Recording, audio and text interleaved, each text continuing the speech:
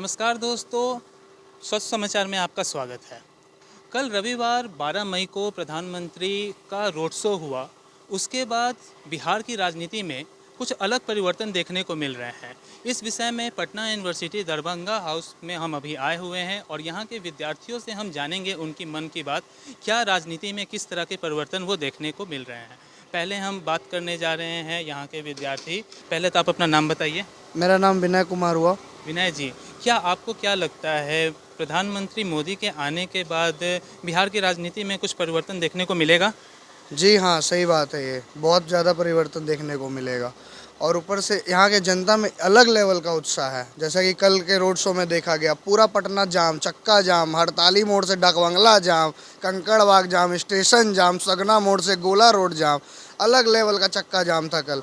और कहा जाए तो यहाँ का जो यूथ है वो सब बहुत बड़ा फ़ैन है मोदी का। सब पूरा भीड़ लगा के एकदम मोदी के लिए स्वागत में जुटा हुआ था। अच्छा, जैसे कि ये जो विपक्ष बार बार आरोप प्रत्यारोप लगा रही है मोदी पे कि मोदी चोर है या मोदी के जो भी वादे हैं वो जुमले हैं वो कुछ पूरे नहीं होने वाले हैं, तो इसको लेकर आपको क्या लगता है? जो ये बोल रहे हैं ना, तो वो लोग भी, उनसे भी पूछ ही लीजिए कि क्या किया है वो लोग। उन लोग का भी तो सरकार था, क्या कर लिया?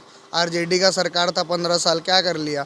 और मोदी या चाहे नीतीश कुमार जी हैं बिहार में, तो आप देख ही रहे हो कि किस लेवल का काम हो रहा है। अब तो मेट्रो 5 साल में पटना मेट्रो बन जाएगा और तगड़ा हो जाएगा। मरीन ड्राइव से लेके एवरीथिंग, हाईवे, पुल सब बना रहा है। किसके सरकार के नेतृत्व में हुआ? सब नीतीश कुमार के नेतृत्व में हुआ। अच्छा, एक सवाल और। कल देखा गया जैसे कि प्रधानमंत्री के रोड शो में नीतीश कुमार भी उनके साथ थे, कमल का फूल को हाथ में लेकर। तो उससे क्या जेडीयू को भी इस बार जो आने वाले जो चरणों में चुनाव होने वाले हैं उसमें उसका फ़ायदा मिलेगा? जी हाँ, जेडीयू को तो सबसे ज़्यादा फायदा इसमें मिलेगा। नीतीश कुमार जी थे साथ में और सम्राट चौधरी जी को भी देखा गया था वहाँ पे, साथ में चल रहे थे रोड शो में मोदी जी के साथ। तो जेडीयू का भी बहुत बड़ा इम्पैक्ट है बिहार में, तो इसीलिए जेडीयू का भी है चांस की बना ही रहेगा पूरा पर। चलिए, बहुत धन्यवाद आपका, बात करके आपसे अच्छा लगा। आइए अब हम बात करने जा रहे हैं यहाँ के दूसरे छात्र। आपका नाम क्या हुआ? आशीष कुमार। आशीष जी। आशीष जी, कल के मोदी के रोड शो के बाद आपको क्या लगता है, क्या भाजपा बिहार में 40 की 40 सीटों पे अपनी जीत हासिल करेगी? जी बिल्कुल करेंगे। जिस तरह से कल मैंने देखा, बहुत युवाओं का भी भीड़ वहाँ पे लगा हुआ था और वो भी बहुत जोश के साथ ज़ोर शोर से वहाँ पे भीड़ लगाए हुए जय श्री राम के जयकारे लगाते हुए देखे। उन लोगों में काफ़ी उत्साह था। इस बार पूरे के पूरे बीजेपी। मतलब मोदी को लेके लोगों में एक भरोसा है और उसका फ़ायदा बिहार में भाजपा को मिलेगा, आप ये कहना चाह रहे हैं? जी जी बिल्कुल बिल्कुल मिलेगा। अच्छा, एक सवाल और आपसे है मेरा कि जैसे विपक्ष बार बार ये आरोप लगाती है कि मोदी से कुछ नहीं होने वाला है, मोदी सिर्फ जुमलेबाजी करते हैं या उनके जो भी वादे हैं या 10 साल का जो कार्यकाल है उन्होंने कोई काम नहीं किया, क्या ये आरोप सही है? बिल्कुल गलत आरोप है। मोदी जी जो करके दिखाए हैं वो कभी ये लोग विपक्षी लोग कर नहीं सकते हैं।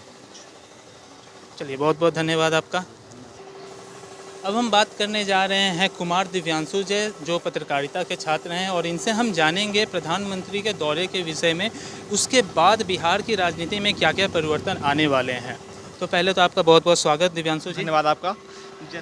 दिव्यांशु जी, बिहार में कल 12 मई को प्रधानमंत्री की रोड शो हुआ। रोड शो में देखा गया जन सैलाब काफ़ी बढ़ चढ़ कर उभरे और जय जयकारे लगाए मोदी के। इसको लेकर विपक्ष में एक खलबली मची हुई है, इस विषय में आप क्या कहेंगे? देखिए, जैसे कि मोदी जी जहाँ जाते हैं, रैली करते हैं, वहाँ परिवर्तन तो हो जाता है। जैसे कि पहले लोग बीजेपी के कुछ साथ थे, कुछ नहीं थे, कुछ उनके विरोध में थे, लेकिन प्रधानमंत्री के आने के बाद एक अलग जन सैलाब दिखा आप लोगों को और चारों तरफ उथल पुथल है। पूरे बिहार की राजनीति उथल पुथल हो चुकी है और लोग जुड़ रहे हैं भाजपा के साथ। जो नाराज़ थे एक समय से कुछ लिए, मतलब जैसे कि भाजपा के जितने नेता हैं वो कार्य वाले नहीं। जैसे लोग कहते थे कि बढ़िया से काम सांसद नहीं कर रहे थे, लेकिन मोदी जी को देख के लोग वोट करते हैं। अच्छा, आप कह रहे हैं कि मोदी जी के नाम पे वोट हो रही है? मोदी जी के नाम वोटिंग हो रही है। जैसे कि आप बहुत सारे सांसद हैं जिन्हें टिकट नहीं मिला, बहुत लोग नाराज़ भी हैं बीजेपी से, लेकिन मैं बताना चाह रहा हूँ कि जैसे मोदी जी आए हुए हैं तो उससे बहुत परिवर्तन मिलेगा, वोटों की संख्या बढ़ेगी। मतलब 40 की 40 सीटें भाजपा जीत सकती? 40 पे 40 तो नहीं कर सकते, लेकिन 35 सीटें तो जरूर लाएगी, जिसमें से 1-2 सीट गड़बड़ हो रहा है। जैसे कि काराकाट से पवन सिंह जो कि प्रबल दावेदार हैं, वहाँ से दिख रहे हैं।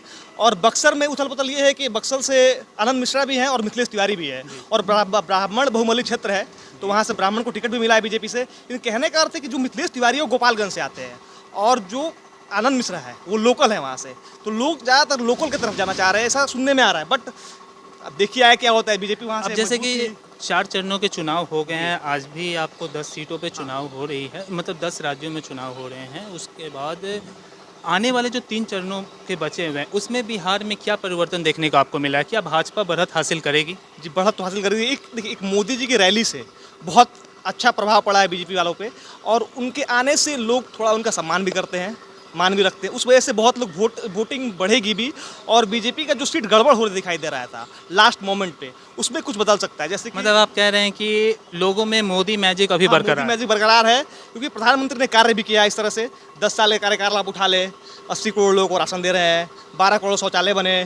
उसके अलावा आप देख सकते हैं पीएम किसान योजना, उसके बाद आप बहुत सारी उनकी योजनाएं हैं, जैसे कि जिसमें से एक कौशल योजना है, जिसमें जितने भी गरीब लोग हैं उनको इलाज करने की उत्तम व्यवस्था, उत्तम सहयोग मिल रहा है।